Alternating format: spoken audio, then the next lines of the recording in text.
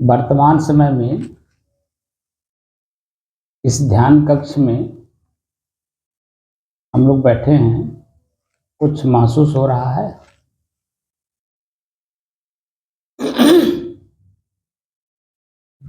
स्थिति सम्मान मालूम हो रही साहब।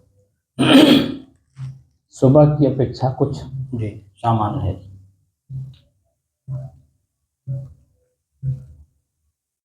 सामान्य क्यों है? मौसम कुछ ठंडा लग रहा है, बादल भी कुछ आज था, बादल भी थे।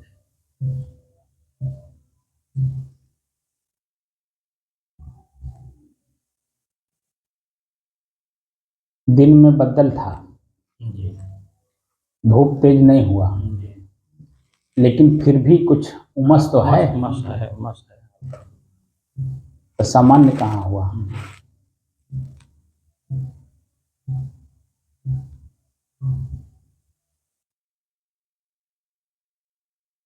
क्या उमस की वजह से कुछ श्वास लेने में दिक्कत महसूस हो रही है? हल्का फुल्का सा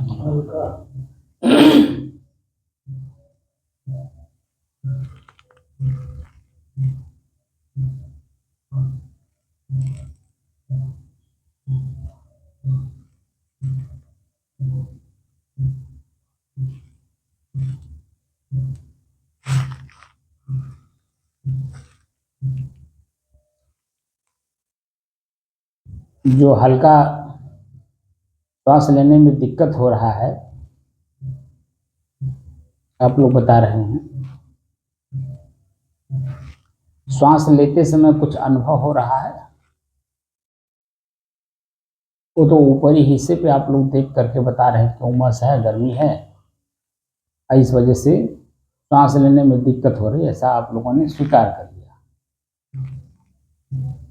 लेकिन श्वास लेते समय हमको तो नहीं ऐसा लग रहा है कि श्वास लेने में कुछ दिक्कत महसूस हो रही हो। उमस है ऊपरी शरीर पर, मालूम हो रहा गर्मी हो रही है, लेकिन श्वास लेते समय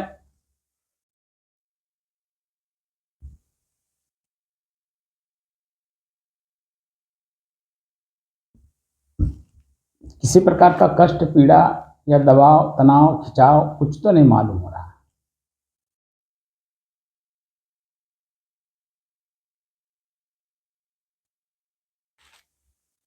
ये मालूम हो रहा है आप लोगों को?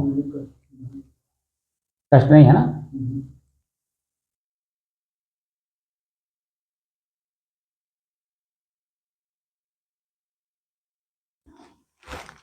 सुबह हमने कुछ प्रसंग छेड़ा था कि कहते हैं ना, प्रत्यक्षम किम प्रमाणम। तो प्रत्यक्ष प्रमाण के रूप में जो सर्वविदित हो, सर्वमान्य हो, सर्वविदित भी हो, सर्वमान्य भी हो, जो जिसको सभी लोग एक स्वर से स्वीकार कर सकते हो,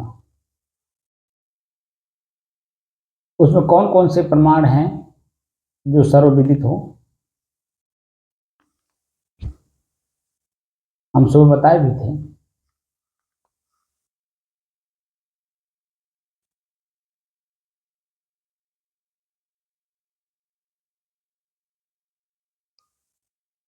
क्यों रामाधर जी, बात सब कुछ समझ में आई?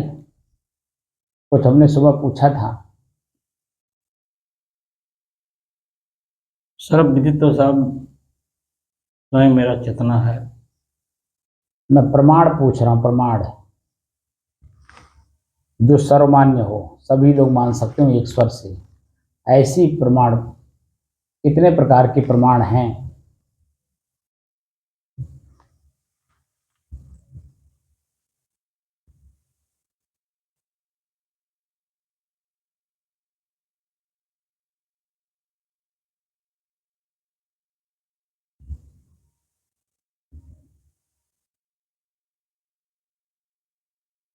अब ये जन्म मृत्यु एक सर्वमान्य है साहब।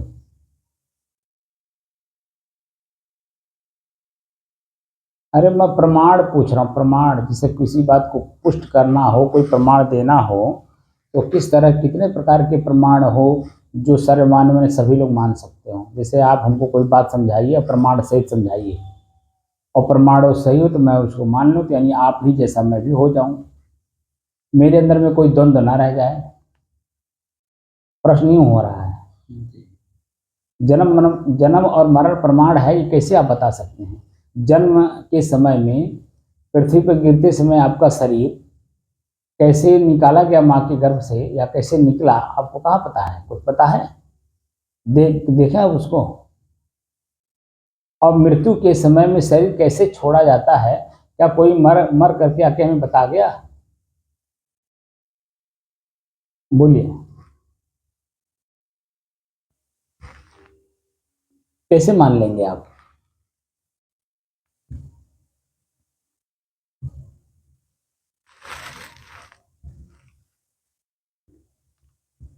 एक सांस ही साहब अपना आश्रम मान भी है। हाँ, अरे मैं प्रमाण पूछ रहा हूँ महाराज, प्रमाण।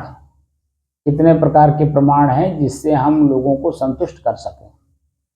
अपने संतुष्ट होने के साथ साथ दूसरे को भी मैं यही काम कर रहा हूँ, इसका प्रमाण ये है और इसका परिणाम ये आएगा, कि कैसे किसी को आप संतुष्ट कर पाएंगे?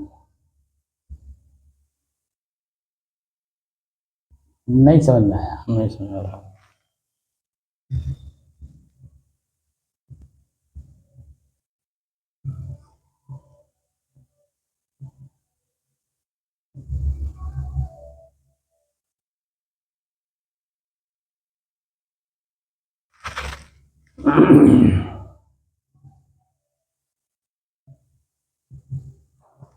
अपने ही चंचल मन को अपने ही वश में करके एकाग्रता, स्थिरता एवं स्वयं अपने आप के शांति का अनुभव करने के बाद स्वयं मैं कौन हूँ को जानने की दृष्टि से साधना करते करते आज 1071 दिन हो गए। तारीख 13 अक्टूबर सन 2024, दिन रविवार, सायंकाल का समय।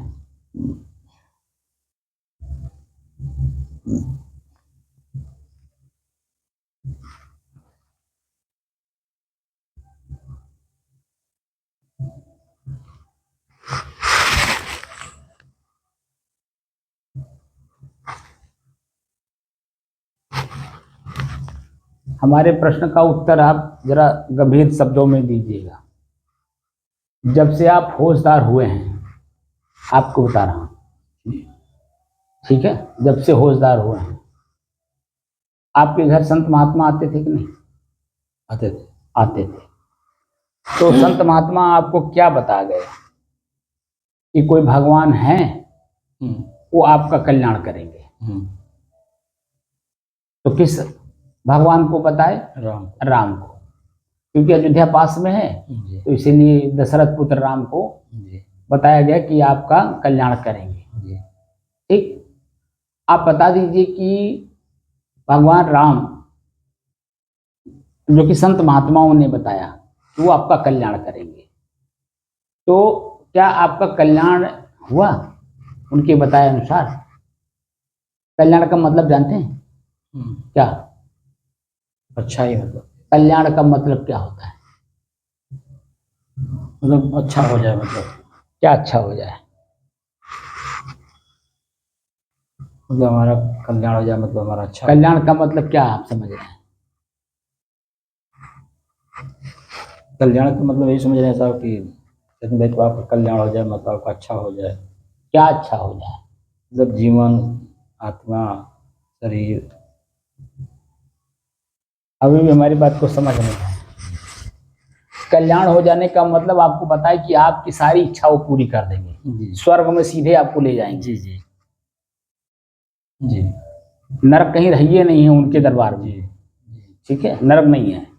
लेकिन आप बता दीजिए यहीं पास में नरक भी हो गया, स्वर्ग, आपको सीधे स्वर्ग में ले जाएंगे। आप उनका भजन करिए, जी स्वर्ग में ले जाएंगे और आपकी गरीबी को दूर कर देंगे, जी ठीक है। और आप अयोध्या में कितनी बार आप गए हैं?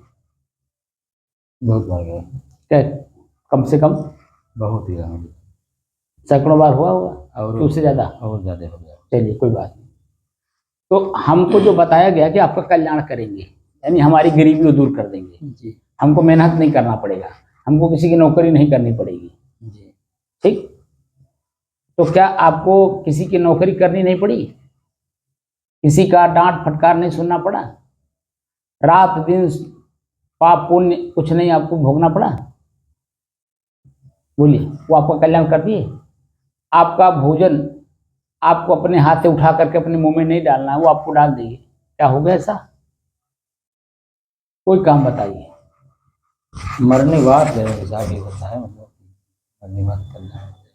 अध्यात्म का क्या मतलब होता है कि स्वयं मैं कौन हूँ? जी। हम जिंदे जी अपने आप को जानेंगे कि मरने के बाद जानेंगे? हमें बताइए। संत महात्माओं ने बताया ना, आपका कल्याण कर देंगे, आपका मोक्ष कर देंगे, वो कर देंगे, वो कर देंगे, जी वो कर देंगे। हाँ। तो क्या हुआ?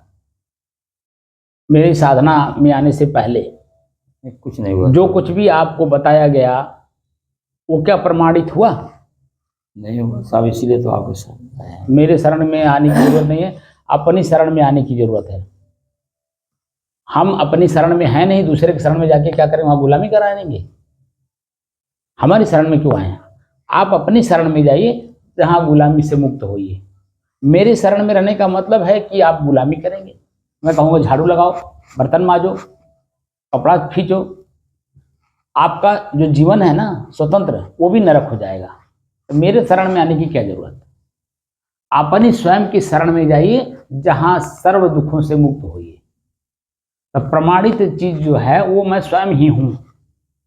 बाकी जो कुछ भी हम देखेंगे, सुनेंगे, बोलेंगे, पढ़ेंगे, वो सब अप्रमाणित होगा। जी सुबह हम बताए ना कि देखना भी प्रमाण माना जाता है, जी और सर्वमान्य जो होता है, जो उसको बोलते हैं विवेक।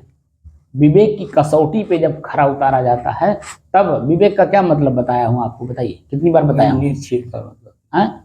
निर्छीर का अलग करना, दो चीज एक में मिला हो, दो चीज एक में मिला हुआ अलग अलग करना। तो मैं और मेरा दो चीज एक में मिल गया है, तो मेरा जो है उसको अलग कर दीजिए, जो मैं है उसको अलग कर लीजिए। जी विवेक का इन हुआ। तो विवेक की कसौटी पे जब खरा उतारेंगे तब न समझ में आएगा कि मैं कौन हूँ, मेरा क्या है। विवेक की कसौटी पे, जी तो विवेक की कसौटी पे जब खरा उतार रहे हैं, अपने श्वास को देखने में कितना दिक्कत हो रही है। जी क्या हम सचमुच ईमानदारी से बताइए कि जब हम बैठते हैं तो क्या लगातार 2 घंटे अपने श्वास को देख पाते हैं? ईमानदारी से बताइए। नहीं सब मन तो हो जाता है, तो फिर घुमा लाया जाता है। उनको तो मान लीजिए नहीं हम कह सकते, लेकिन आपको तो कह सकते हैं। जी 1071 दिन माने रखता और 2-2 घंटे सुबह शाम जी माने रखता, नहीं मान रहता। जी आपके जगह पे कोई दूसरा होता, एक बार के इशारे में ही वो जन तुरंत बात को पकड़ लेता और अपने काम को करता। और मैं वही बात कह रहा हूं कि प्रत्यक्षम किम प्रमाणम।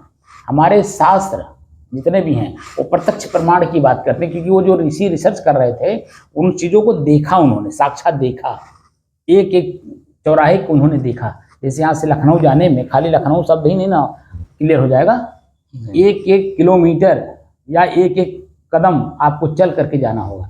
तो एक एक कदम चल करके जाएंगे तो 100 कदम पे कौन सा चौराहा आएगा आपको मालूम है? दूसरे 200 परग चल करके कौन सा चौराहा आएगा आपको नहीं मालूम। लेकिन जैसे जैसे चलते जाएंगे परग परग आपको मालूम पड़ेगा कि कौन सा गांव आया, कौन सा चौराहा आया, कौन सा नदी आई, हर चीज पता चलेगा कि नहीं। तो ऐसे ही हमारे ऋषि देख करके बात करते हैं, प्रत्यक्ष एकदम उसी हो वो चीजें बोल रहे हैं जो हूबहू दिखाई देता है, एकदम हूबहू दिखाई देता है प्रत्यक्ष। और उसका आनंद भी उन्होंने लिया खूब, और वही बात हमको लोगों को लिख गए। अब जैसे जितने भी शब्द लिखे हैं, दया, क्षमा, संतोष, धैर्य, विचार, विवेक, गुरु भक्ति, नम्रता, कोमलता, ये दैवी गुण है। जी। तो दैवी गुणों को उन्होंने पालन किया है, प्रत्यक्ष पालन किया है। और प्रत्यक्ष पालन करके किस समस्या का समाधान है दया, किस समस्या का समाधान है हमारा क्षमा, उन सभी चीजों को उन्होंने पालन करके देखा, प्रत्यक्ष देखा और अपनी स्थिति को बेहतर किया। पहले की अपेक्षा उन साधनों को प्रयोग करके अपनी स्थिति को बेहतर किया। बेहतर का मतलब जहां थे दबे हुए महसूस कर रहे थे, पीड़ित महसूस कर रहे थे, या मतलब भारीपन महसूस कर रहे थे, उन सभी चीजों को उन्होंने प्रत्यक्ष देखा पहले। अब प्रत्यक्ष देख करके साधनों का प्रयोग किया, और साधन का प्रयोग किया तो जब वो उस स्थिति से ऊपर आ गए। जो जैसे मान लीजिए आप खेत पे गए, अपने खेत के मेड़ पर गए और अपने खेत को देखे और देख रहे हैं कि बहुत खर है, बहुत खरन खर है, धान कहीं दिखाई नहीं दे रहा। उस समय की मानसिक स्थिति कैसी होती है? बहुत भयभीत होती है। कैसे निराई होगा, ये प्रश्न मन में उठ जाता है। लेकिन जब हम लगातार साधन का प्रयोग करते हैं, किसका? खुरपी का। तो खुरपी छोटा सा साधन है लोहे का, जिसका प्रयोग हम करते हैं कि धान कटने ना पावे, दो धानों के बीच में जो खर है वो धीरे से निकल जाए। तो खुरपी का प्रयोग किए कि नहीं? तो खुरपी क्या हुआ? साधन हुआ कि नहीं? और किसका प्रयोग किए? हाथ का भी प्रयोग किए। हाथ भी साधन है जो मेरे साथ हमेशा जुड़ा हुआ है, और खुरपी मेरे साथ जुड़ा हुआ नहीं है, वो अलग से लेकर के हाथ का प्रयोग करके हम खर को निराई कर रहे हैं। निराई का मतलब घर के फेंकना। और वही जब हम लगातार एक ही काम को करते हैं तो अपनी बता रहे कि 1 बीघा खेत एक निराई करने में एक आदमी का कम से कम 15 दिन। आप ही बताए थे ना, दोनों जनी मिलके, जो कि आप लोग दोनों दिन किसान हो। लेकिन आप बता दीजिए कि जब पहले दिन वो निराई करता है तो कम से कम एक चटाई निराई करता है। एक चटाई, जितना एक चटाई हमारी होती है उतना दिन भर में वो निराई कर पाता है। तो एक चटाई जो निराई किया, क्या पूरा खेत की निराई हो गया? नहीं। क्या उससे किसान खुश हो जाएगा? नहीं, वो तो शुरू किया है। क्या उसका अब मन जो निश्चिंत हो गया, निर्द्वंद हो गया, निष्फिक्र हो गया, अब दोबारा नहीं करना है? वो लगातार करता है, क्योंकि उसको ये महसूस हुआ कि एक दिन में इतना हम अगर किए तो कितने दिन में हम इसको पूरा निराई कर ले जाएंगे। तो पता चला कि 15 दिन में। अब 15 दिन के अंदर में, या 15 दिन के बाद, या 15वें दिन जब वो निराई अंतिम खर करता है, उस समय उसके मन की स्थिति कैसी होती है? और खड़ा होकर के जो अपने खेत को देखता है, पूरी निराई हो गई, धान ऊपर हो गया, खर सब निकल गया। तो अपने मूल चीज को तो बचा लिया ना, और उस मूल चीज को दबा दिया था, उसको निकाल दिया। वो था खर, था तो वो भी हरा हरा, पौधे वो भी तो थे उसी धान की तरह। बोली, उन्हीं धानों के बीच में वो खर थे, और धान जो है खर के बीच में दबा हुआ था। तो अब जो है हमने परिचय किया कि धान क्या है और खर क्या है। तो धान जब समझ में आ गया तो धान को हम पहचानते हैं, क्योंकि एक बार जानकारी किसी ने बता दिया, यही धान है, इसके अलावा जो कुछ है सब खर है।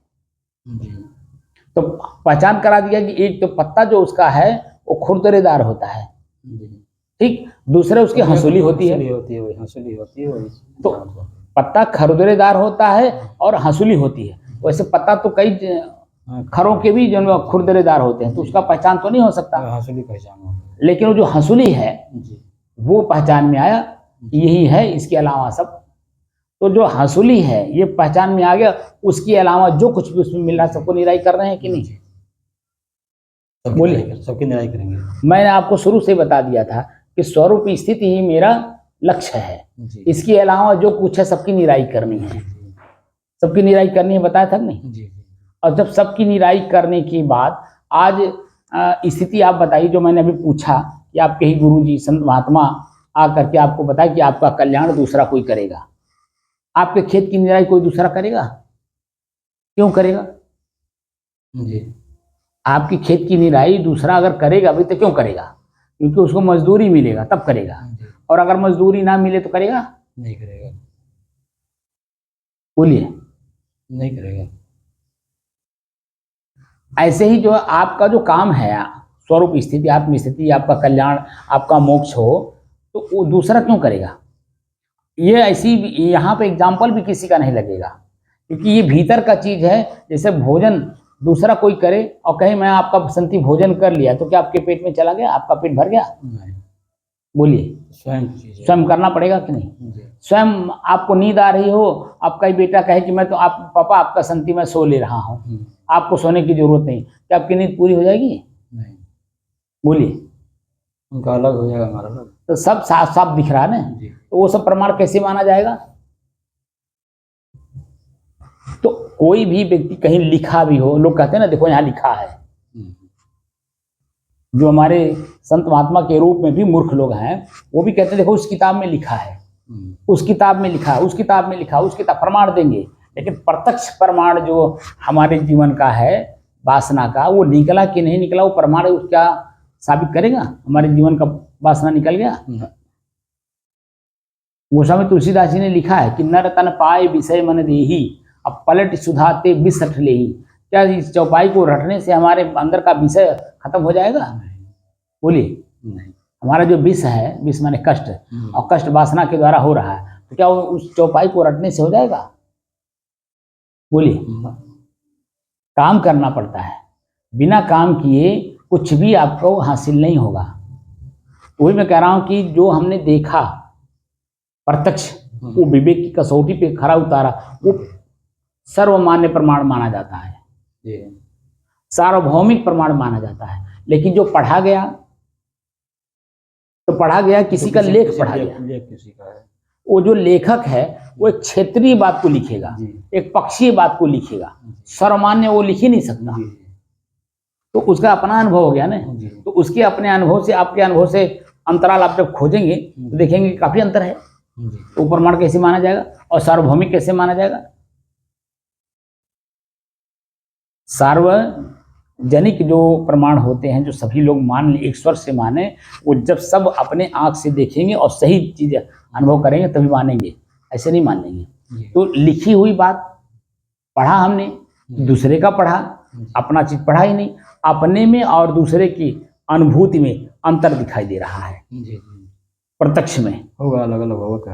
आजकल सबका है, मन है तो अलग होगा। वही हम लोग भोजन करने बैठते हैं, भोजन बनाने वाले जो भी व्यक्ति हो, हमारे घर के परिवार के सदस्य कोई भी हो, सब कुछ एक ही कढ़ाई में बनाती है, सब्जी, दाल, चावल, रोटी उसी आटे के बन रहा है, लेकिन खाने वाले का अलग अलग स्वाद बदलाव आ जाएगा कि नहीं? क्योंकि उस खाने से पहले जो चीज खाया है उसका स्वाद ऑलरेडी उस पर भरा पड़ा है। तो वो जो स्वाद है उसको उस पर सेट होने में थोड़ा टाइम लग जाता है, क्योंकि पहले का है। तो जीभ, वही जीभ सबके पास है, वही मुंह, वही भोजन, सब कुछ है, लेकिन स्वाद में वही थोड़ा थोड़ा अंतर जरूर हो जाएगा। क्योंकि जो जीभ है उस भोजन के पहले जो क्या खाया है उसका स्वाद उस पर है, इसलिए जो वर्तमान का भोजन है उसके स्वाद में कुछ ना कुछ अंतर दिखाई देगा। दिखा कि नहीं दिखा? वही देखो प्रत्यक्ष है। अंतर होगा। लेकिन कोई इसलिए नहीं बोल पाता कि भोजन वही कर रहे हैं। कोई कुछ कहता है बहुत बड़ा सुंदर बना, हाँ तो वो भी बहुत कहता है बहुत सुंदर है, बहुत सुंदर है।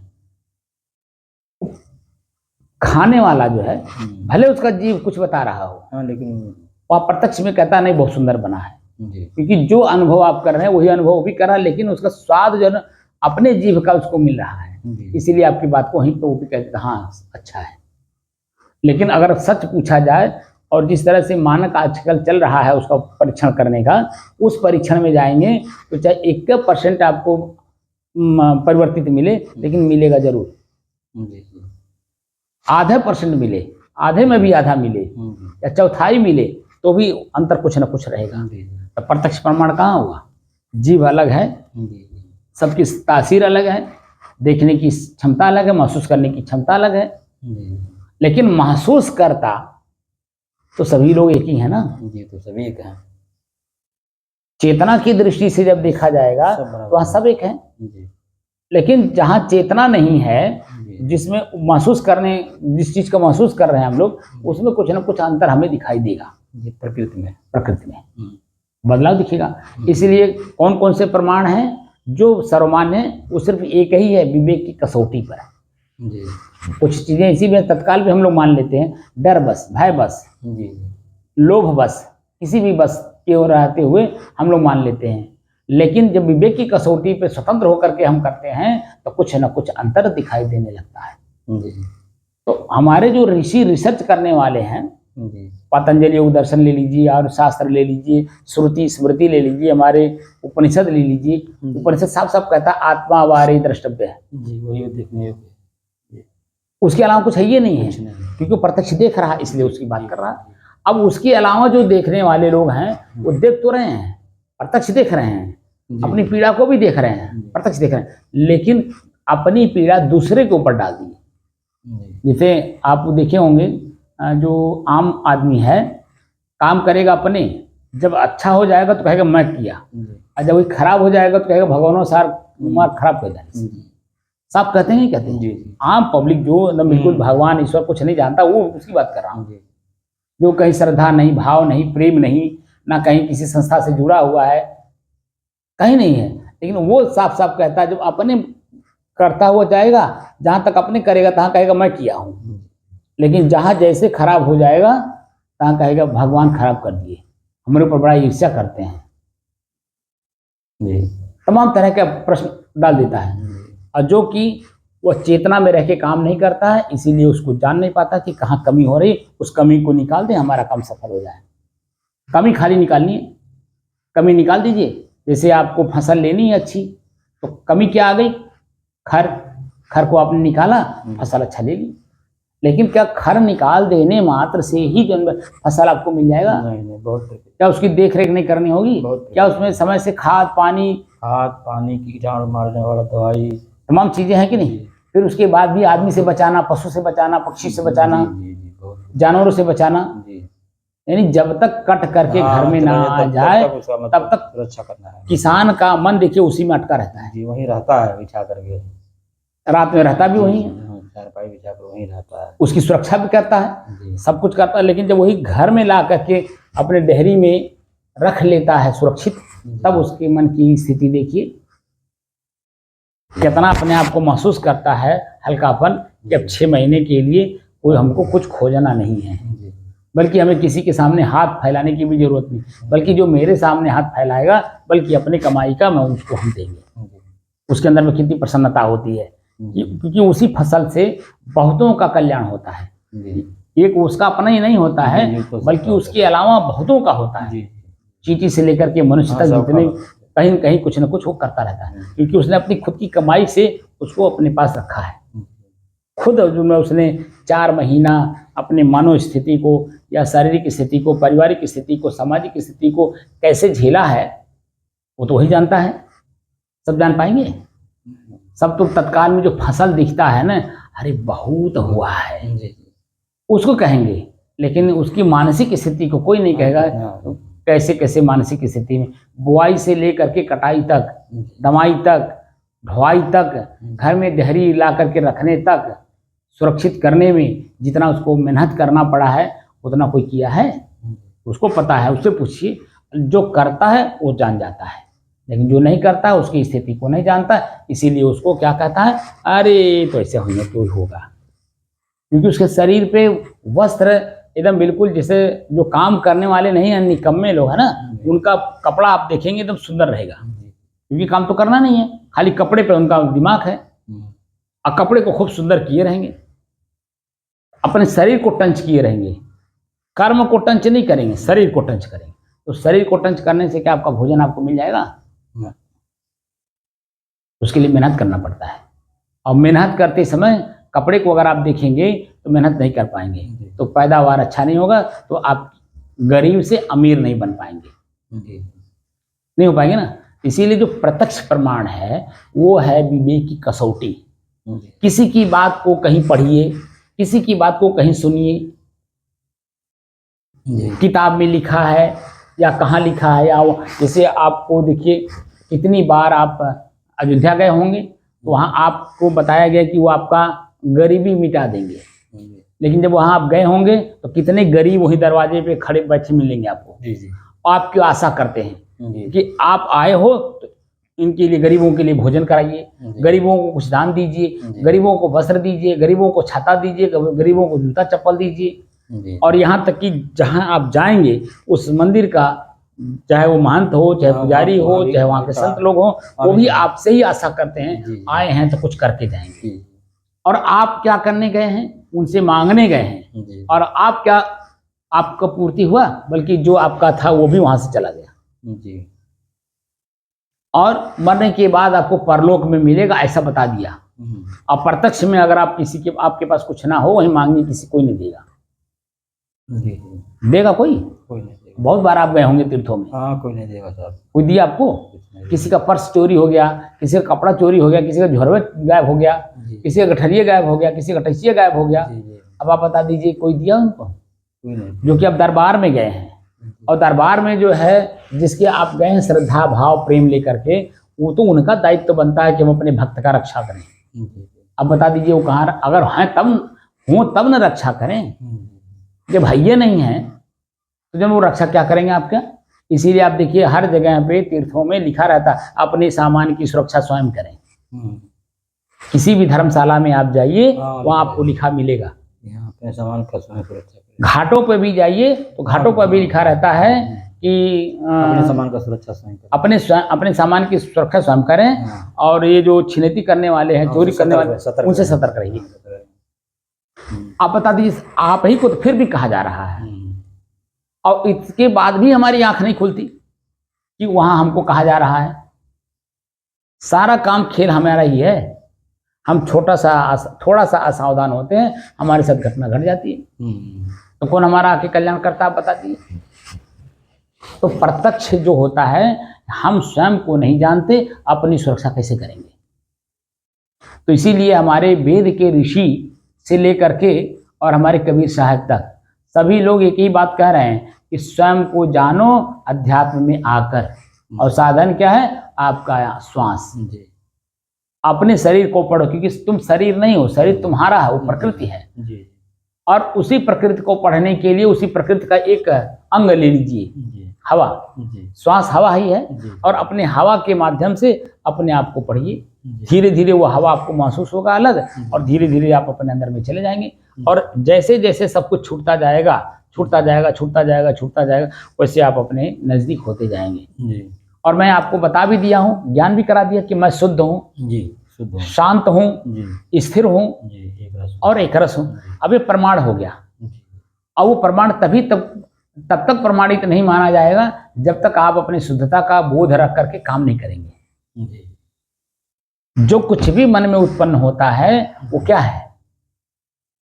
वो सब अशुद्ध है, सब मिलावट है, सब प्रकृति है, और उसमें परिवर्तन दिखाई देगा। लेकिन मैं परिवर्तित हो रहा हूँ, ये कहाँ पता चल रहा है?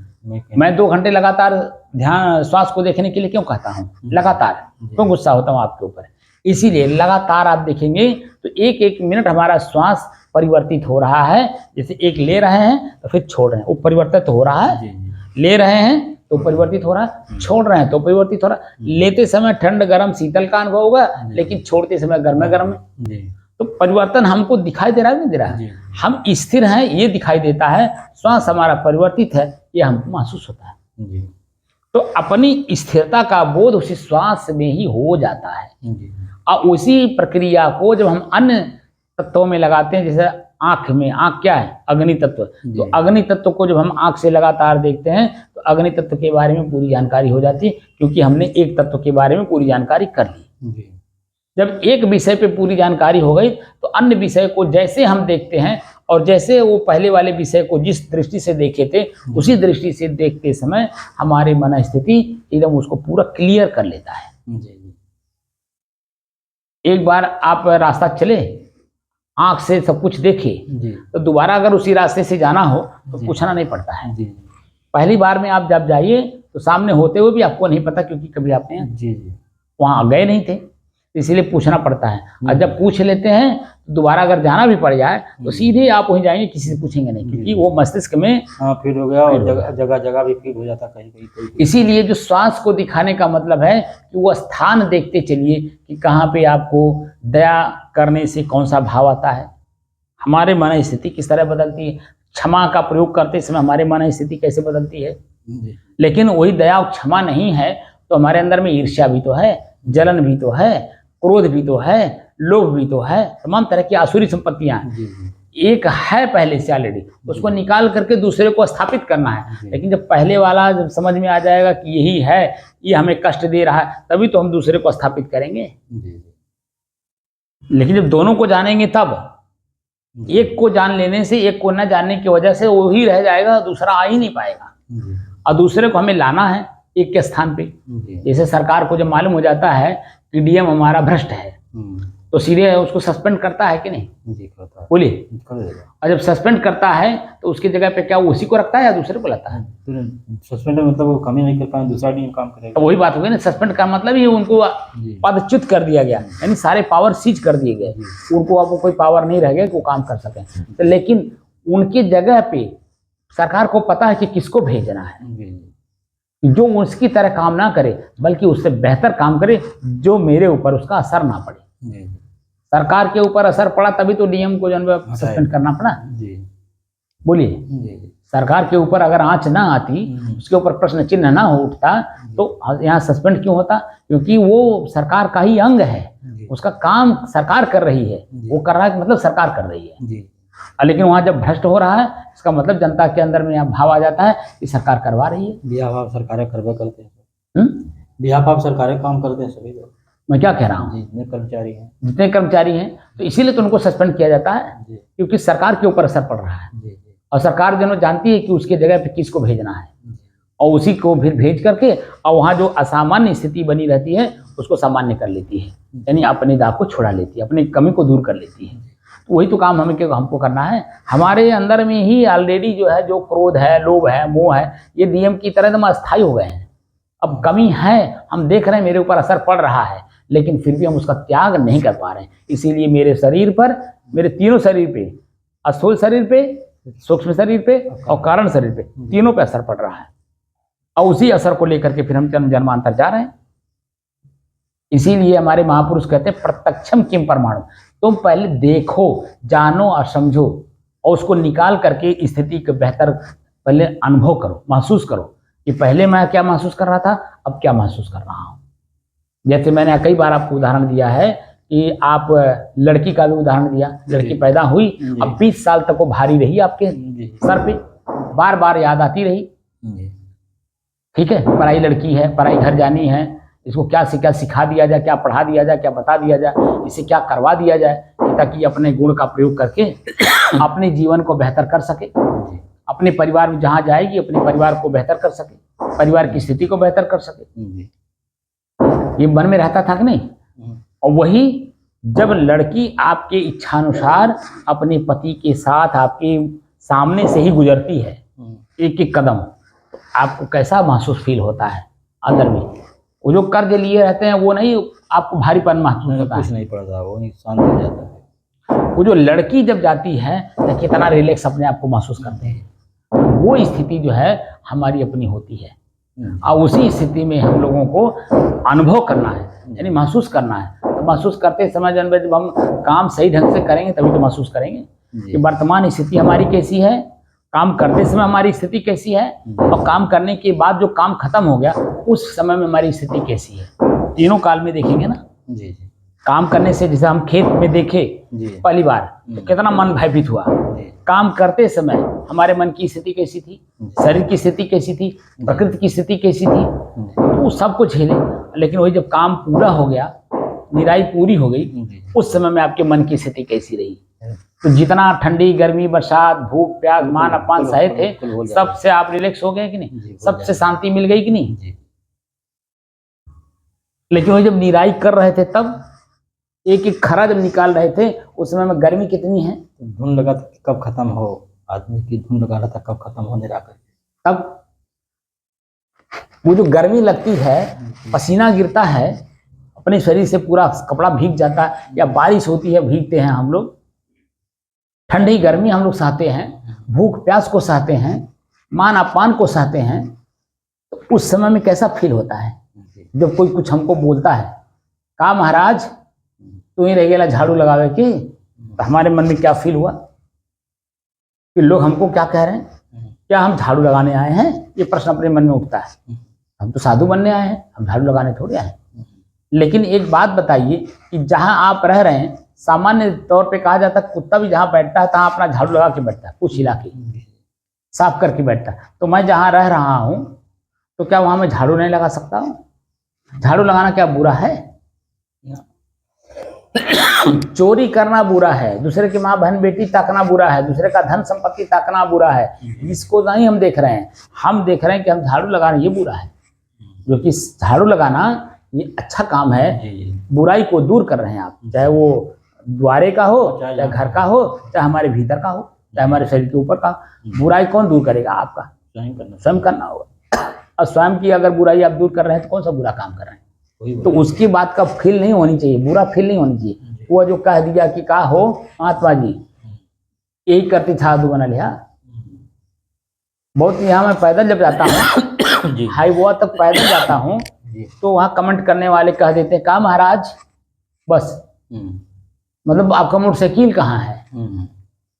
हमको पैदल भी यहाँ मतलब 100 मीटर चलने नहीं देते हैं लोग, ऐसे से कमेंट करते हैं। आप बताइए तो क्या करें, हम कमेंट को मान लें, पैदल ना जाए?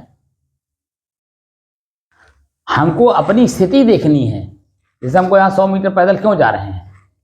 क्योंकि हमको लंबा यात्रा करना है। मोटरसाइकिल से जाएंगे तो मोटरसाइकिल कहाँ रखेंगे? सड़क पे कि आश्रम में? आश्रम में सुरक्षित करके 4 कदम अगर हम पैदल चले गए तो कौन सा बुरा काम कर दिए? वही बुरा।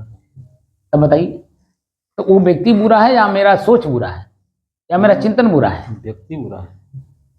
वो समझ में आ जाएगा, उसके बाद का हम खंडन भी नहीं करेंगे, अपने काम में लगे रहेंगे। वहाँ तो तुम्हें में भी नहीं होगा। वो अपना कह करके रह गया, मैं अपना सुन के रह गया, अपने काम में वो भी, अपने काम में मैं भी। तो कहीं कोई द्वंद्व आया? कोई द्वंद्व नहीं, क्योंकि मैं समझ रहा हूँ उसकी मानसिक स्थिति है उतनी ही है। उतने कोई बहुत कुछ समझ रहा है कि महात्मा जो हो जाते हैं वो झाड़ू नहीं लगाते, महात्मा जो हो जाते हैं, जो महंत हो जाते हैं वो पैदल नहीं चलते हैं। उसकी मानसिक स्थिति वही खाली उसने आंख से देखा, कान से सुना है, लेकिन संतों के बीच में रह करके वो ये नहीं जान पाया कि अपना काम स्वयं, सारा काम अपने स्वयं करना चाहिए। वो तो सीखा नहीं, वो तो बार बार देखा, बार बार सुना, वही कहा, इसीलिए वो बात बुरा नहीं लगी। जब बुरा नहीं लगी तो अपना काम किए। इसीलिए प्रत्यक्ष प्रमाण खुद के अंदर में देखना होता है, विवेक की कसौटी पे उतारना होता है। तो विवेक की कसौटी पे जो उतरेगा वही मेरा सर्वमान्य, सार्वभौमिक और सर्वमान्य प्रमाण होगा। इसीलिए हमारे जो ऋषि हैं वो साफ कहते हैं जड़ और चेतन। गोस्वामी तुलसीदास जी इसीलिए कहें जड़ चेतन ही ग्रंथि पड़ गई, यद्यपि छूटत कठिनी। शरीर और मैं का जो है गांठ पड़ गया है, इस शरीर को ही मैं मान लिया हूँ, मैं अलग हूँ ये समझ ही नहीं पा रहा हूँ। और उसको समझने के लिए हम लोग जो है श्वास को अलग होकर के देख रहे हैं। श्वास को क्यों देख रहे हैं? मैं और मेरे का अंतर ढूंढने के लिए। और जब हम काम कर रहे होंगे उस समय में हमारी मानसिक स्थिति कैसी है उसको जानने समझने के लिए कर रहे हैं। लेकिन सो जाएंगे, चेतना में रहबे नहीं करेंगे तो वो कैसे दिखाई देगा? या मन में कोई दूसरा ही भावना लिए रहेंगे तो जो वास्तविक स्थिति है उसको कैसे समझ पाएंगे? इसीलिए सब कुछ को परित्याग करके सिर्फ जिस काम को करिए उस काम को देखकर, जानकर और समझ करके करिए, ताकि उसका परिणाम हम महसूस कर सकें। हमारी स्थिति पहले कैसी थी, काम करते समय कैसी थी, और काम करने के बाद जब काम खत्म हुआ तब मेरे मानसिक स्थिति, शारीरिक स्थिति, पारिवारिक स्थिति प्लस सामाजिक स्थिति कैसी है। वहाँ आपको लगेगा कि बद से बेहतर हुआ। पहले मैं बदतर था, बद से बदतर था, अब बेहतर से बेहतर हूँ, अति बेहतर हूँ, क्योंकि कोई हमारे ऊपर उंगली उठाने वाला नहीं है। जब आप देख के करेंगे तब है ना, जान करके करेंगे तब है ना, समझ करके करेंगे तभी ना। और देखने, जानने, समझने के लिए चेतना की जरूरत है कि नहीं? भीतर से जगे हुए रहने की जरूरत है कि नहीं? बिल्कुल जरूरत है। तो क्यों सो जाते हैं आप? जब मैं देखने, काम का करने के लिए बोलता हूँ, काम करना है। श्वास को देखना काम है, कोई छोटा मोटा काम नहीं है। संसार का सबसे बड़ा काम है मैं और मेरे का अंतर ढूंढना। तो श्वास मेरे से अलग है, मैं श्वास से अलग हूँ, ये अंतर कौन देखेगा? दूसरा कोई देखेगा? आपका अपना स्वयं आपको देखना है, मैं अपना खुद देखूंगा। क्योंकि हम सभी लोग शरीर की आसक्ति में फंसे हुए हैं। जितने भी जीव हैं, चींटी से लेकर मनुष्य तक, सब शरीर की आसक्ति में फंसे हुए हैं। और शरीर अलग है, मैं अलग हूँ, ये अनुभव कोई नहीं कर पा रहा है। इसीलिए हमारे महापुरुष बहुत खोज किए हैं। थोड़ा मोड़ा खोज नहीं हुआ है, खोज हमको लगता है हजारों साल चला होगा, तब जाकर के रिसर्च लास्ट में आया कि हम स्वयं को जानने के लिए खाली श्वास की जरूरत है और किसी की जरूरत नहीं। ना कहीं मंदिर में जाने की जरूरत, ना किसी तीर्थ में जाने की जरूरत, ना किसी के पास जाने की जरूरत, बल्कि अपने आप के पास आने की जरूरत है। हमारे कबीर साहब क्या कहते हैं, ढीक बूढ़ा उतरा नहीं। ढीक माने पास में ही बूढ़ गया, ऊपर आइबे नहीं किया। तो शरीर ही तो हमारे पास में है और कौन है, और इसी शरीर रूपी आसक्ति में हम लोग डूब गए। इसीलिए वो कह रहे हैं ढीक बूढ़ा उतरा नहीं, या ही अंधेशा मोह, और सलिल मोह के धार में क्या नींदर आई तो ही। सलिल मोह की धार, जैसे धार बहुत सलिल चलता है तेजी के साथ, ऐसे ही नदी की धार की तरह हम अंदर में मोह भर रखे हैं और उसी के साथ बह रहे हैं। लेकिन उसी से अलग होने के लिए हमको अपने आप को जानने की जरूरत है, मैं कौन हूं और मेरे से अलावा कुछ भी जो दिखाई दे रहा है वो क्या है। बात समझ में? इसीलिए श्वास को देखने के लिए तो आपके घर जो संत आते थे वो वैष्णव संत हुआ करते थे जी, और वो वैष्णव जो है राम को मानते थे जी। तो जो राम असली राम है, हृदय बसे तेहि राम न जाना, गाथा हमारे वैष्णव के लोग या हमारे संत महात्मा वही कहते हैं कि बाहरी राम को जानते जानते भीतरी राम को जानना है। यानी क्रिया हुई, किसको मैं जान रहा हूँ, तो ये तो बेचारे कुछ बोल नहीं रहे हैं जी, कुछ सुन नहीं रहे हैं, कुछ खा नहीं रहे हैं, इनके ऊपर कोई ठंडी गर्मी का असर नहीं पड़ रहा है, लेकिन मैं सेवा कर रहा हूँ। तो मैं क्यों कर रहा हूँ? उनका चरित्र जानने के लिए, कि उनका चरित्र मेरे ऊपर आवे, उनका असर मेरे ऊपर लगे। वो जो कि वहां है नहीं, वो प्रतीक है खाली। उनके चरित्र वो कभी रहे होंगे और उनका चरित्र क्या था जिसकी वजह से वो पूजे जा रहे हैं, मैं उन्हीं को पूज रहा हूँ। तो उनका चरित्र मुझे धारण करना है, इसलिए मैं उनका पूजा कर रहा हूँ। तो क्रिया हो रही है पूजा का, प्रतिक्रिया उसी में जब करेंगे, क्यों मैं इनको पूजा कर रहा हूँ, तो पता चलेगा इनका चरित्र जानने के लिए। इनका धन संपत्ति क्या था, इनका चरित्र था, और उसी चरित्र रूपी धन संपत्ति को लेने के लिए मैं इनका पूजा कर रहा हूँ। ये प्रतिक्रिया होती है। तो क्रिया प्रतिक्रिया, ध्वनि प्रतिध्वनि जब हम करते हैं तब हमें पता चलता है, एक्शन टू रिएक्शन। तो प्रतिक्रिया जब करते हैं तो मैं अपने को जानने के लिए उनका पूजा कर रहा हूँ। तो प्रश्न होता है मैं क्यों पूजा कर रहा हूँ, और जैसे जैसे अपने आप को जानकारी होती जाती है, पूजा अपने आप छूटता जाता, छोड़ना नहीं पड़ता है, अपने आप वो छूट जाता है। जैसे हमारे शरीर पे एक नहीं सैकड़ों कपड़ा हो, लेकिन यही जब आंख देखती है कि जब नया है तो हम पहने जा रहे हैं, वो ठंडी आएगी तो अब देखिए कई ठूस कपड़ा हम लोग पहनेंगे, कई कपड़ा पहनेंगे। यानी सुई के नोक के बराबर भी अगर हमारे शरीर में हवा अगर प्रवेश कर रहा होगा, उसको भी ढकने के लिए हम कपड़ा पहनेंगे, और उस कपड़े पे कपड़ा, कपड़े कई कपड़ा पहनेंगे, और उसके ऊपर से चादर भी ओढ़ेंगे, उसके ऊपर से कंबल भी ओढ़ेंगे, और सोते समय रजाई भी ओढ़ेंगे। कोई काम करते हैं कि नहीं करते हैं? लेकिन जब अभी हमारा आंख देख लेता है कि नया है तब तक पकड़े रहेगा, चिपकाए रहेगा।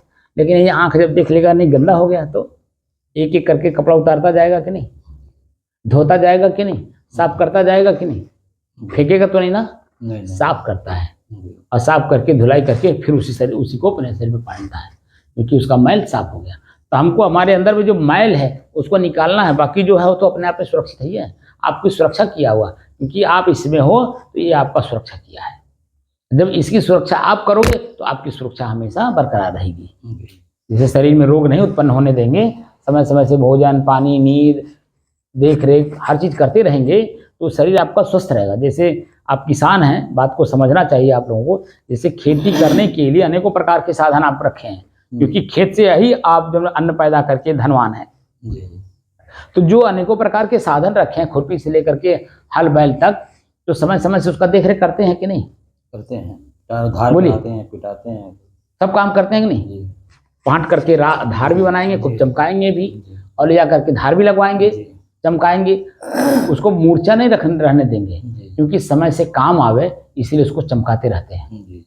और जब समय पे काम आने जरूरत पड़ती है तो फिर वो जहाँ आप रखे रहते हैं वहाँ से ले जा करके आप काम कर लेते हैं, क्योंकि वो अपने जगह पर ठीक है, सही है।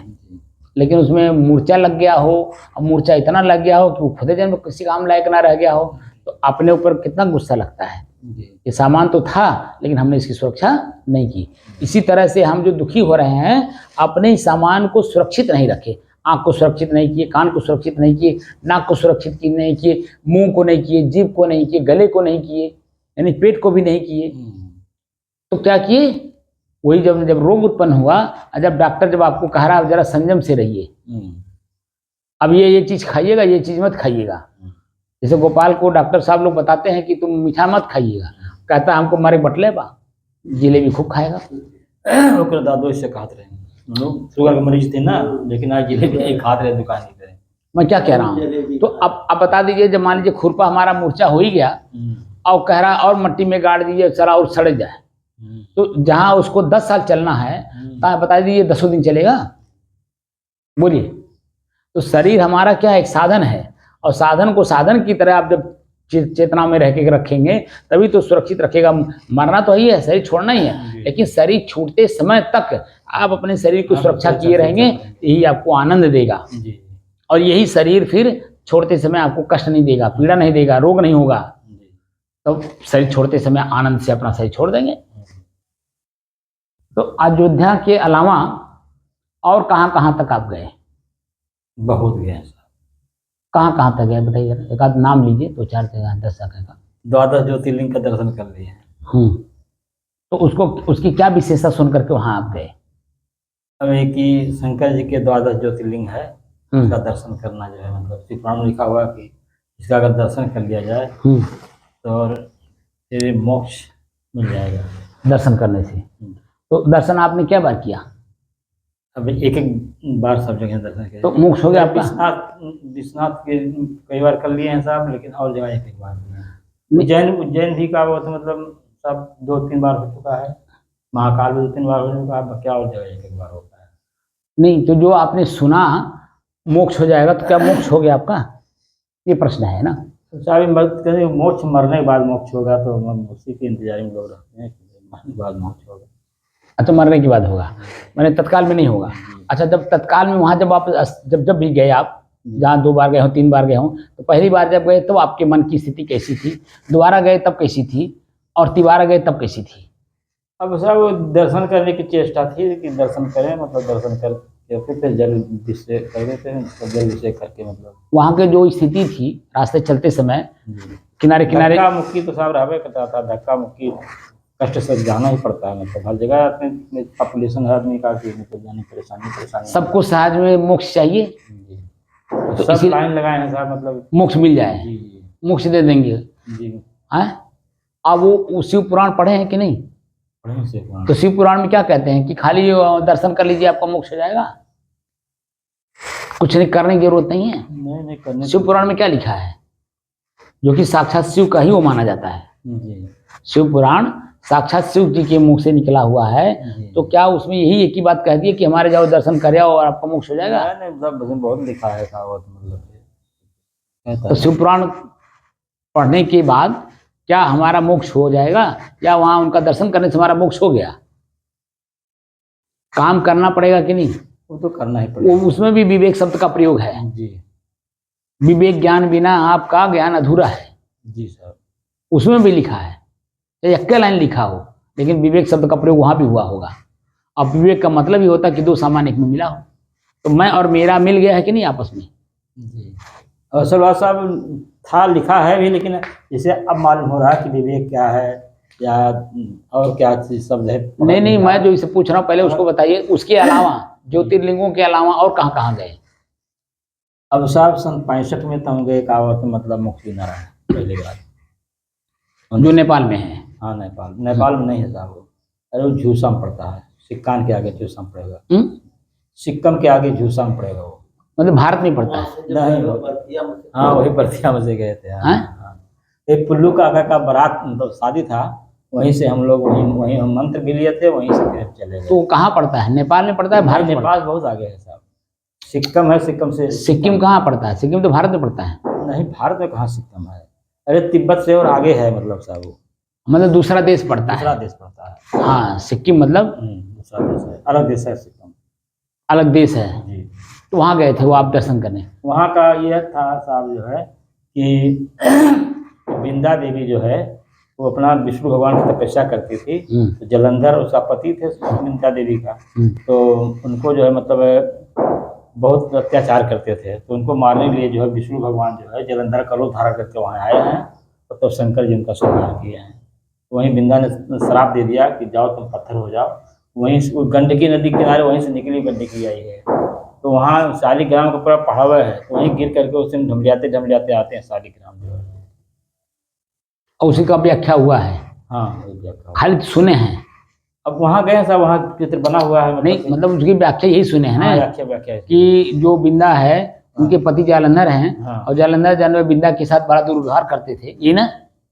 नहीं, जलंधर वो तो पतिव्रता औरत थी जो उनके साथ नहीं व्यवहार करते थे। जलंधर राक्षस था ना, तो मतलब राक्षसीपन अपना करता था। तो राक्षसी पाना तो जानवर वो बिंदा के साथ नहीं करेगा? नहीं, विद्या के साथ नहीं करता था। अच्छा, वो मतलब देवताओं के साथ करता था। अच्छा, देवताओं के साथ। जी हाँ, तो मतलब न शंकर और विष्णु दोनों एक आदमी नहीं मार पाते थे उसको। तो उसके सती, क्योंकि सती सत्यवती थी, मतलब फिर तो सत्यता को कोई मतलब सत्य को मतलब दिखाए, मतलब उसका जलंधर को धारण करके के जो है वो आए उसके पास। तो मतलब जब आँख खोली तो तब तक मतलब जलंधर का हाथ आकर गिर गया। देखा कि मेरे पति का हाथ है, तो देखा तो कहीं इसे विष्णु छल किए हैं, तो कहीं इसके जाओ, मैं इतना पूजा तुम्हारी कर रहा हूँ, मुझे छल कर रहे हो, जाओ तुम पत्थर हो जाओ। तो शालिग्राम पत्थर हो गए। तो क्या ऐसा किसी के कह देने से पत्थर को हो जाएगा? अब साहब एक जो है मतलब जो आप पढ़े हैं, सुने हैं, उसके बाद में हुआ क्या हुआ था, मतलब फिर आदेश दिए कि क्या हुआ था कि बिंदा को जाओ तो तुलसी हो जाओ, तो बिंदा तुलसी हो गई। मतलब प्रकृति के नियमानुसार क्या हो सकता है? अब प्रकृति के नियमानुसार साहब ऐसा तो संभव है? संभव नहीं है, मतलब लेकिन अब क्योंकि अब समझ में बात आ रहा है कि नहीं? लेकिन उस समय में समझ नहीं था। हाँ। तो आप गए दौड़ दौड़ के, जहाँ जो लोग, जो हम भी गए थे, बुधराम बाबू के पिताजी भी गए थे, एक हम गुरु, मैं वो नहीं कह रहा हूँ, तो बहुत लोग गए होंगे, आप गए, संत लोग अधिक जाते थे सर। वो तो ठीक है, हम ये नहीं कह रहे, हम ये कह रहे हैं कि जो सुना आपने वहाँ, उस सुनने के आधार पे आप गए जी, तो जो सुने थे वो पाने के लिए गए, क्या वो मिला, ये प्रश्न है। अब वहाँ साहब हम लोग देखने गए थे, वो देखा गया कि यहाँ वहाँ प्रत्यक्ष में क्या देखा आपने? अब स्थान बना हुआ है, क्या होता है, मतलब बिंदा को बनाए हुए हैं, कराहा बनाए हुए हैं, जलंधर का बनाए हुए चित्र बना हुआ है। तो आखिर कोई मनुष्य बनाया होगा ना, अपने से तो बनने गया होगा।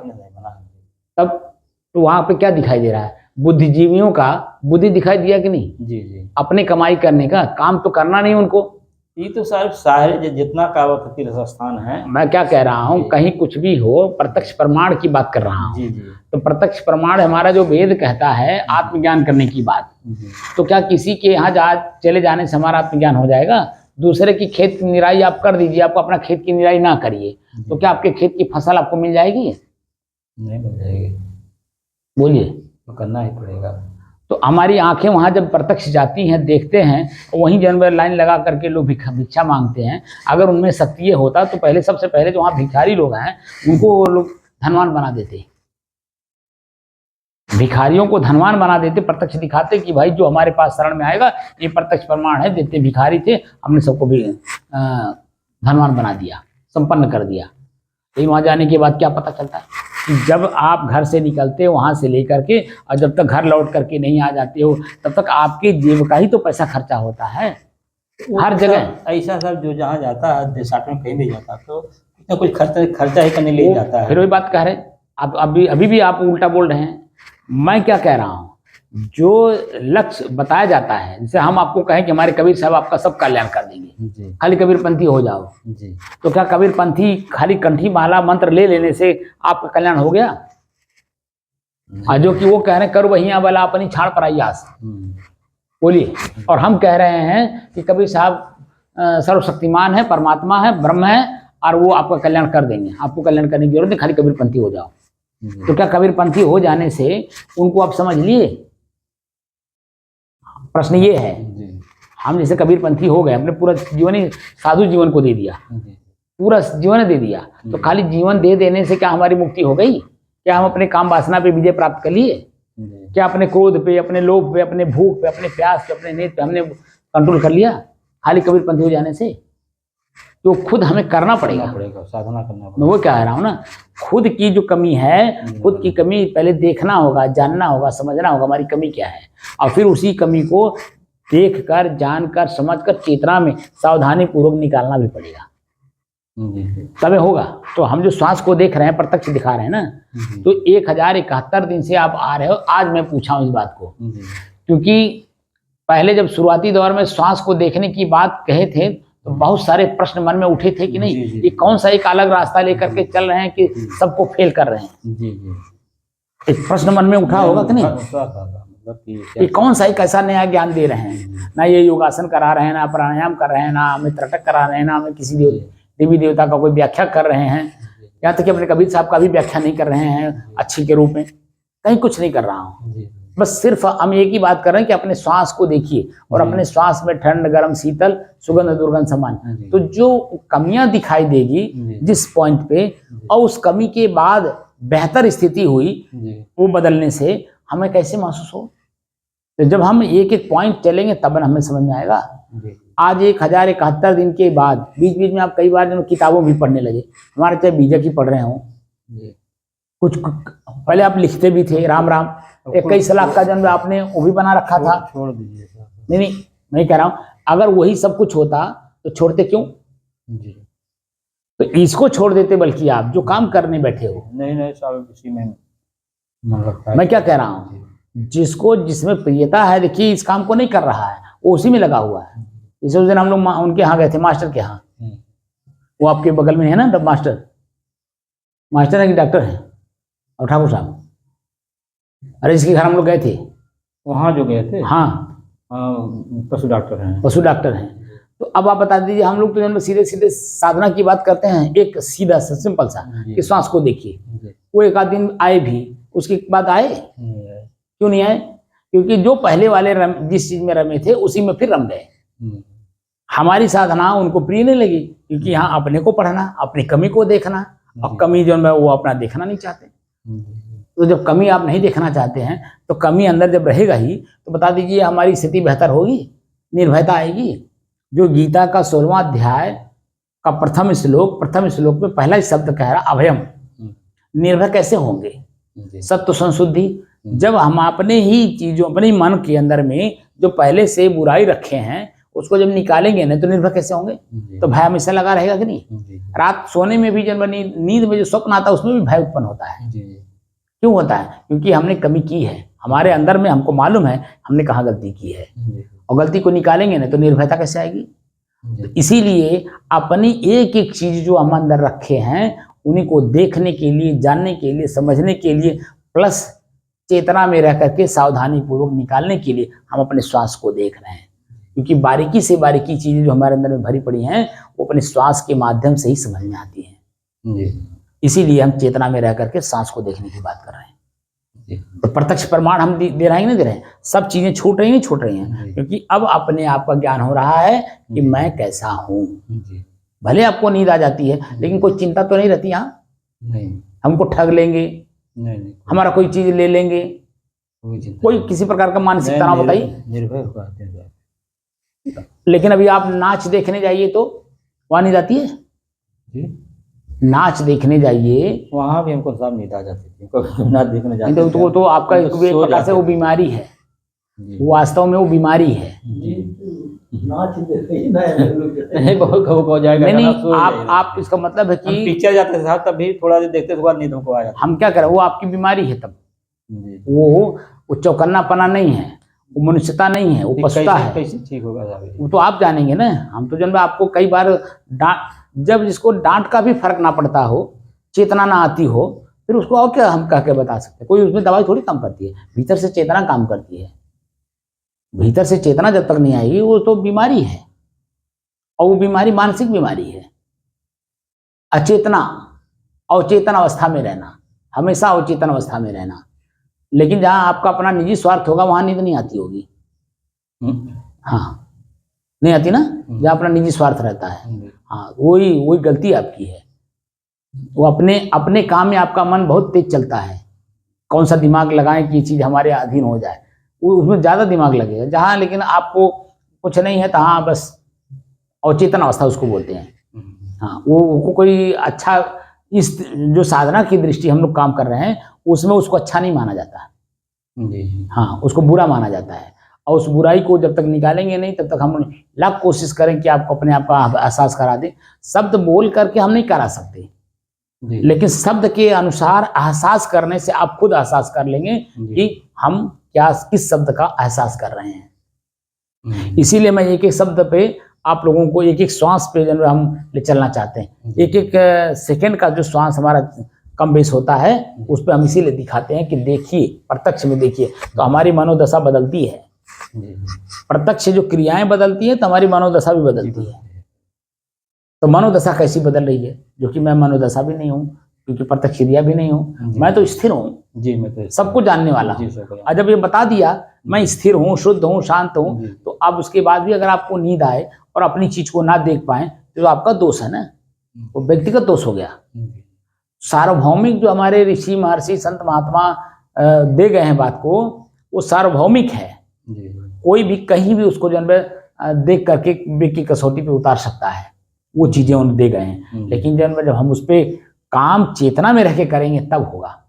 हम जब गुरु जी के पास आए, अगर हम चेतना में ना होते तो हम भी वही सो जाते। हमको भी आश्रम चाहिए, हमको भी शिष्य शाखा बढ़ाना है, हमको भी भवकाल बनाना है, हम भी उसी में सो जाते।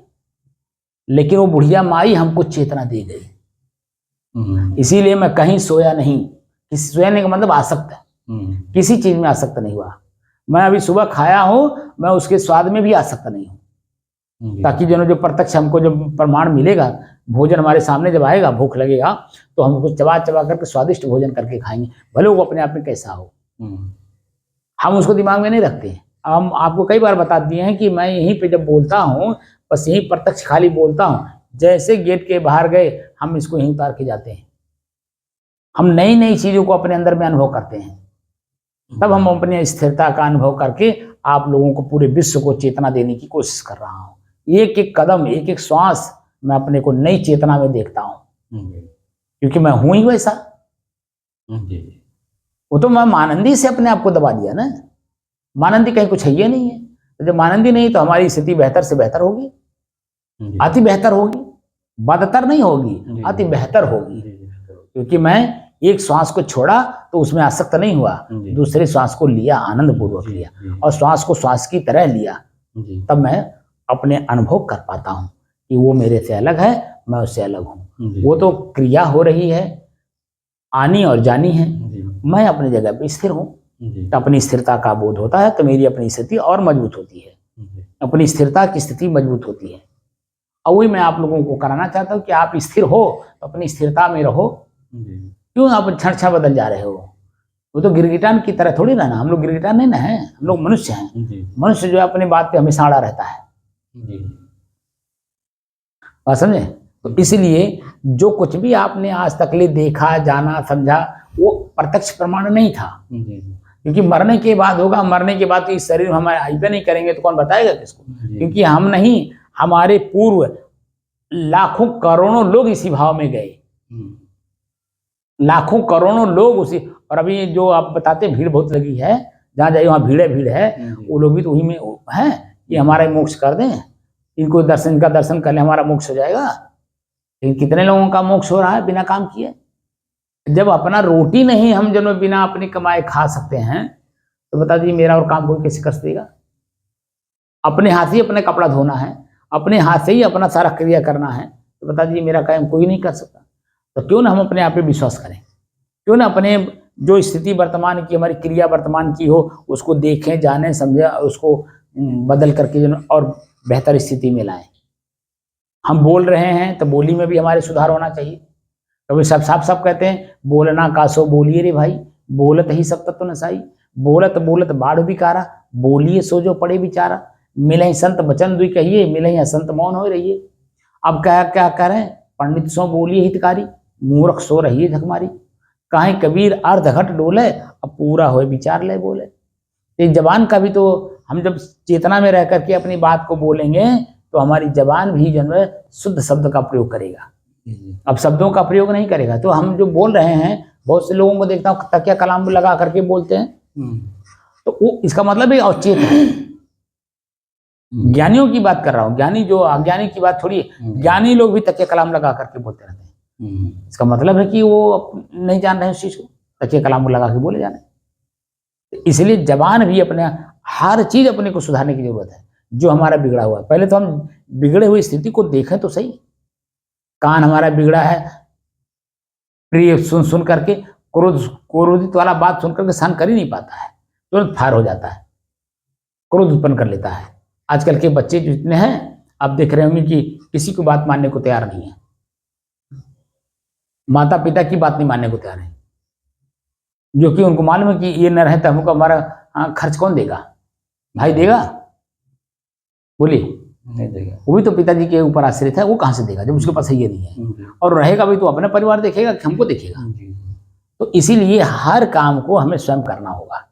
आँख, कान, नाक, जीभ, हाथ, पैर, यानी जितनी भी कमियां हमारे अंदर में होंगी उन कमियों को दूर हम ही को करना होगा। और दूर करने के बाद उस हमेशा थोड़ी कि हम मर जाएंगे, लेकिन अब जिंदगी जो हमारी शेष बचेगी उस स्थिति, उस जीवन में हम अपने आप को बेहतर से बेहतर कर लेंगे, क्योंकि कमी अपनी दिखाई देगी, हम उस कमी को दूर करते रहेंगे।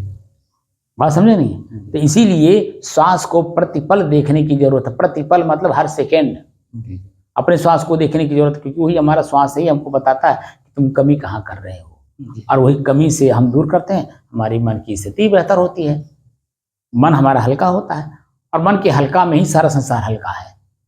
नहीं, हमेशा सांस देखा जाता है साहब, तो मन तो सांस हमेशा रहेगा, कहाँ तो हो जाएगा। तो मैं क्या कह रहा हूँ, तो श्वास को देखने का मतलब क्या, वो तो एक पॉइंट बता दिया ना, उसी पॉइंट की तरह जन्म हमें हर जगह उसी पॉइंट को लगाना होगा।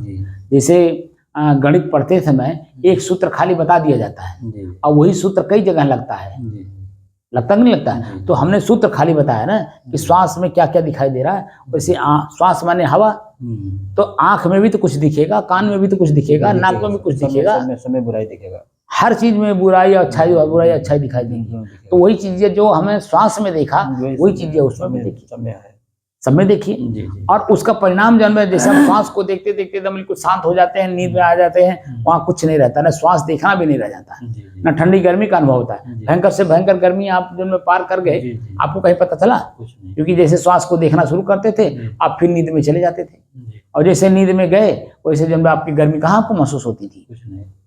और जब हम लोग उठ के जाने के लिए हम तैयार होते थे तो आपको लगता था कि अभी और बैठे तो अच्छा होगा, जो कि भयंकर गर्मी।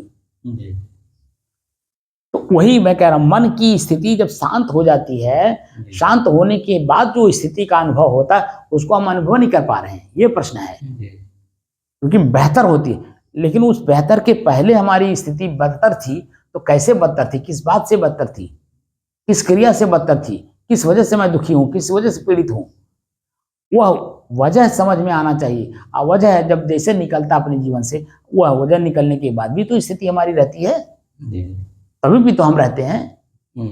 बोलिए, लड़ाई होने से पहले भी हम थे, लड़ाई शुरू हुई तभी भी हम हैं, लड़ाई हो रही है तो हम देख भी रहे हैं और लड़ भी रहे हैं, और लड़ाई होने के बाद जो वही मर गया आदमी तो भी तो मैं हूं, तो भाग क्यों रहा हूं? अगर वही भागने वाली स्थिति पहले दिखाई दे दे, आप लड़ेंगे? बोलिए, तो जोश रहता है उस समय। मैं क्या कह रहा हूँ, वही जोश को ही तो अपने को संभालना है। जोश में होश नहीं है ना, लेकिन जब जोश में होश रहे तो आप लड़ाई करेंगे? होश होता तो भागते हैं, नहीं तो वहां फिर आप लड़ाई लड़ेंगे नहीं, वहां तो अपनी स्थिति को बेहतर करेंगे। वो कुछ भी बोले, कुछ भी करे, हम वहां ना बोलेंगे ना कुछ करेंगे, तो अपने आप को संभालें, क्योंकि हमको पता है कि ये तो इसको नहीं पता है, लेकिन मुझे पता है। ज्ञानी का कर्तव्य होता है कि वो जब स्थिति को देख रहा है, इसकी जो अभी स्थिति बेहतर है और क्रिया जो हो रही है बदतर की, उसका परिणाम भी बद से बदतर होगा कि नहीं होगा? होगा। तब जब हम देख रहे हैं कि हम अभी किसी का भी हत्या हो सकता मेरा ही हत्या हो जाए, मैं ही मर जाऊं, तो सब कुछ रह के क्या करेगा, किसके लिए लड़ेंगे? जैसे ये पता चलता है, हमारा हाथ अपने आप में हिलता ही नहीं है, उठेगा ही नहीं। किससे लड़ेंगे, किस चीज के लिए लड़ेंगे और किसके लिए लड़ेंगे? हम जो लड़ रहे हैं अपने बेटी बेटा के लिए लड़ रहे हैं। अब बेटी बेटा हमारे अनुकूल है या नहीं है, हमारे साथ जाएंगे ही नहीं।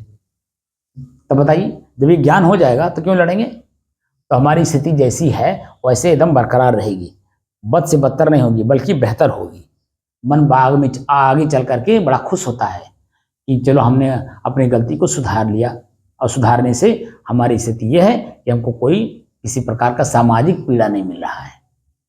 जी ना हम जेल जा रहे हैं, ना पुलिस पकड़ के ले जा रही है, ना ही हमको अपने आप में खिन्नता पैदा हो रहा है, ना हम पश्चाताप में डूबे हैं, ना आत्मग्लानि हो रही है, ना कि अपने आप पे घृणा हो रही है, कुछ नहीं हो रहा, बल्कि सामान्य स्थिति हमारी बनी हुई है। बात समझे नहीं? अगर बेहतर नहीं हुई तो बदतर नहीं हुई, तो जहां पे मैं था वहां तो हम स्थिर अपने आप में। वो मेरी स्थिति जब तीनों काल को देखेंगे, जानेंगे, समझेंगे, तब ना उसको आप दोबारा नहीं करेंगे। अगर इसको नहीं देखेंगे तो पक्का है कि दोबारा कर लेंगे, और दोबारा करेंगे तो उसका परिणाम आपके सामने आएगा देर सवेर। तो क्रिया में परिणाम निश्चित है, चाहे अच्छा चाहे बुरा, क्रिया परिणाम होगा ही। और वो है प्रकृति का, वो मैं हूं नहीं, और मैं दोनों से अलग हूँ, शुद्ध हूँ, शांत हूँ, स्थिर हूँ और एकरस हूँ। तो जब शुद्ध हूँ, शांत हूँ, स्थिर हूँ और एकरस हूँ, तो हमें क्रिया करने की जरूरत क्या है? कुछ नहीं, चाहे अच्छा हो चाहे बुरा हो, ये सब प्रकृति में होता है। तो फिर वहां हमको अपनी जो प्रकृति में हो रही है उसको दृष्टा भाव में खाली देखना होगा। और दृष्टा भाव में जब देखेंगे तो हमारा हाथ हिल रहा है, तो क्यों हिल रहा है? हमारा अपना ही हाथ उठ रहा है, तो क्यों उठ रहा है? बिना हमारी इच्छा के हमारा हाथ उठेगा? नहीं, इच्छा से उठता है, हमारी इच्छा से। तो कोई ना कोई इच्छा होगी तभी तो उठा। तो उसमें कौन सी इच्छा है? अच्छे की इच्छा है या बुरे की? यानी किसी को मारना ये बुरे में आता है, किसी की सेवा में अच्छे में आएगा। तो जो साधन हमारा हाथ पैर आंख नाक कान, हम इसका सहयोग करेंगे सामाजिक सेवा कामों में, तो फिर हमारी आंख भी हमारे लिए अनुकूल हो जाएगी, हमारा कान अनुकूल हो जाएगा, हमारा हाथ अनुकूल हो जाएगा, हमारा पेट अनुकूल हो जाएगा, हमारा यही जबान, हमारा इस जीव का स्वाद भी, हमारा ये पेट भी हमारे बस में हो जाएगा, सब कुछ हमारे बस में हो जाएगा। तो हमारी स्थिरता का हमको अनुभव कराएगा। अभी तुम्हारे बस में कुछ है ही नहीं, तो हमारी स्थिरता का अनुभव कैसे कराएगा? इसीलिए बस में करने के लिए हम शुरुआत किए हैं अपने श्वास को देखना, ताकि हम अपनी स्थिरता को समझ सकें, जान सकें, देख सकें, प्रत्यक्ष उसका उपभोग करके उसकी स्थिति को हम देख सकें, जान सकें, जब प्रत्यक्ष, ताकि जो है हम सभी प्रक्रियाओं से मुक्त हो जाएं। समाज में जो भी प्रक्रियाएं चल रही हैं उन प्रक्रियाओं से भी हम मुक्त हो जाएं। ना हमें मोक्ष चाहिए किसी से, और ना ही किसी का स्वर्ग हमें चाहिए, क्योंकि हम नरक में है ये नहीं है, तो हम तो अपने आप ही स्वर्ग में हैं। जब हम गलत कर्म नहीं करेंगे तो हम नरक में क्यों जाएंगे? तो हम अपने जहाँ हैं वहां तो स्थिर रहेंगे, अपने आप पे स्थिर रहेंगे, शांत रहेंगे, शुद्ध रहेंगे, स्थिर रहेंगे, और हमारी एक रस की स्थिति बनी रहेगी। बस खाली अपनी स्थिरता को समझे रहिए, बस उतने में ही अपने आप को स्थिर किए रहिए, बस सब काम अपने आप प्रकृति आपका वो अनुकूल करते चलेगी। लेकिन जब वही आप अपने आप में स्थिर नहीं रहेंगे तो आपके शरीर में प्रकृति जब बदलती है तो आपके शरीर में भी तो बदलाव आता है। तो उस बदलाव में अगर आप बह गए, इसका मतलब है कि आप अपनी जगह पे स्थिर नहीं है। इसीलिए प्रकृति भी आपको क्या कर सकती है? आपके अनुकूल काम नहीं करेगी, इसलिए वो भी आपको प्रतिकूल हो जाती है। तो कष्ट देना स्वाभाविक बात है। इसीलिए कष्ट ना मिले, इसीलिए कष्ट निवारण का जो संसाधन है उनका प्रयोग करने के लिए एक एक साधनों का प्रयोग करिए। अभी हम लोग प्रयोग कर रहे हैं खाली श्वास का। श्वास को अपने से अलग होकर के देखिए, और श्वास अलग होते ही सब कुछ समझ में आ जाएगा। ठंड गर्म शीतल जो प्रकृति अब पता चलता होगा ना बाकी। तो अब कहीं आपको पहाड़ चढ़ने की कोई जरूरत है? खाई में गुफा में कहीं जाने की जरूरत है? किसी के सामने किसी गिराने की जरूरत है? अब जो अगर कहेगा भी प्रत्यक्ष जाकर के साक्षात कहे कि राम साक्षात उतर के आकर के विमान लेकर के आए हुए हैं आपको स्वर्ग में ले जाने के लिए, अब तो जाएंगे? कहीं नहीं जाना, क्योंकि वो जो दिखा रहे हैं वह कल्पना दिखा रहे हैं, वो हकीकत नहीं। हकीकत तो मैं स्वयं अपने आप अब प्रत्यक्ष देख रहे हैं। तो प्रत्यक्ष में अप्रत्यक्ष की चीजें सब अपने आप ध्वस्त हो जाती हैं, प्रत्यक्ष की चीजें रह जाती, क्योंकि मैं ही प्रत्यक्ष हूँ, मैं हूँ तभी मेरा शरीर, हर शरीर का अंग काम कर रहा है। और मैं ही इसमें ना रहो तो मेरे शरीर का कोई अंग काम करेगा? कोई काम नहीं करेगा। बोलिए जी, मेरे कारण काम कर रहा है, तो मैं अपने आप में ही स्थिर नहीं हूँ। इसीलिए मैं लोगों को कहता हूँ, लोग कहते हैं महाराज जी आपकी कृपा चाहिए, तो मैं कहता हूँ कि जन भाई आपकी कृपा अपने ऊपर है कि नहीं? हम लोग कर्म करेंगे कृपा, लेकिन क्या आपकी कृपा अपने ऊपर है? बोलिए। तो अपनी कृपा अपने पर ही नहीं तो दूसरे का कृपा कैसे लगेगा? बोलिए, लगेगा? अपनी कृपा अपने ऊपर ना हो, आपके सभी लोगों ने कृपा आपके ऊपर किया, थाली परोस करके दे दिया। अब आपका कृपा अपने ऊपर नहीं हो रहा कि परोसा हुआ भोजन उठा करके अपने मुंह में डालें और चबा करके अपने पेट में डालें, तो कोई डाल देगा? नहीं डरेगा। तो जो उतना उसका क्रिया था उतना उसने कर दिया। हाँ, दे दिया पुरस्कार के। बोलिए जी। तब तो खुद की कृपा अपने पे नहीं है, इसीलिए हम अपने आप में संतुष्ट नहीं हैं। जी। जब संतुष्ट नहीं है तो तृप्त कैसे होंगे? और यहाँ हम तृप्ति की बात करते हैं क्योंकि प्रत्यक्ष जब देखा जाता है तो तृप्ति हो जाती है, उसमें कोई शंका भय रह ही नहीं जाता। जब शंका मुक्त हो गए तो हमेशा हमेशा के लिए, जैसे लड़की आपका शादी हुआ, हमेशा हमेशा के लिए उसका जो प्रॉब्लम समझ में आपको आ रहा था वो खत्म, क्योंकि शादी हो गई, अपने पति के साथ चली गई, तो कोई शंका रह गया मन में? वो सदैव के लिए मुक्त हो गई ना उससे। जी। अब जो परिणाम आएगा वो दूसरा आएगा। जी। परेशानियां तो झेलना ही झेलना है, लेकिन इस परेशानी से मुक्त हुए कि नहीं? जी। सामाजिक प्रक्रियाओं से। जी। बोलिए, जी।